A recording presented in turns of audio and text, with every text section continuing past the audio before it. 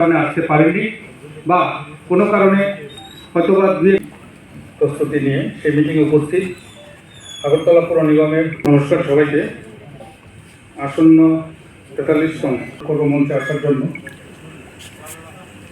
এবং আলোচনায় যেটা আমরা সিদ্ধান্তগুলো, যেগুলো ইম্পর্টেন্ট সিদ্ধান্তগুলো ছিল, তার মধ্যে বিগত 2 বছরের থিম আমরা এখানে তুলে ধরেছি, বসুধৈব কুটুম্বকম, এবং 2024 সালে ছিল ভব্য ভারত।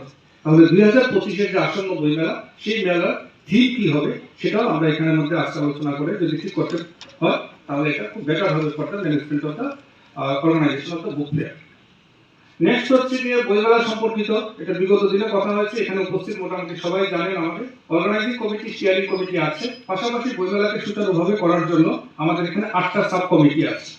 সেমিনার আছে, কবি সম্মেলন, কুইজ, একটাই কমিটি দেখে, সুভেনিরের ইস্যুটা দেখে, কালচারাল সাব কমিটি আছে, কনস্ট্রাকশন সাব কমিটি আছে। আমরা বইমেলাতে যতগুলো অ্যাওয়ার্ড দিই সেই অ্যাওয়ার্ডের জন্য সিলেকশনের জন্য একটা অ্যাওয়ার্ড সাব কমিটি থাকে।